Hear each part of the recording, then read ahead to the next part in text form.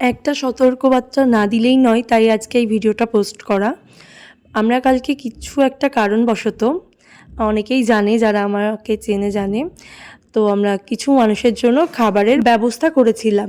যথারীতি এর আগেও আমি আমার হাজব্যান্ডের জন্মদিনে এরকম স্টেশন চত্বরে খাবার দিয়েছি, কখনো প্রবলেম হয়নি। হয়তোবা তখন নিয়মটা ছিল না, এখন হয়েছে নিয়মটা, আমি যেটা জানতাম না। আর আমার মতন হয়তো তোমরাও অনেকে জানো না, তাই জন্যই আমার এই ভিডিওটা করা। তো স্টেশনে যখন আমরা খাবার দিচ্ছিলাম, হঠাৎ একজন পুলিশ এসে আমাদের ওখানে খাবার দিতে নিষেধ করে।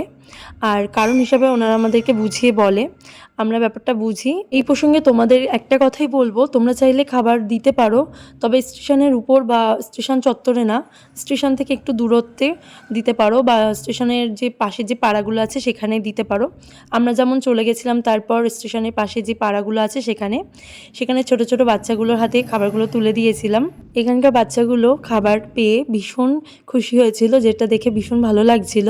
আমার মনে হলো এই কথাটা তোমাদের সাথে শেয়ার করা প্রয়োজন, কারণ তোমরাও অনেক সময় আমি দেখি সোশ্যাল মিডিয়াতে অনেকে দেয়, তো এটা অনেকেই জানে না, যেমন আমি জানতাম না। তাই তোমাদের জানা থাকলে তোমাদের সুবিধা হবে, এই জন্যই বলা।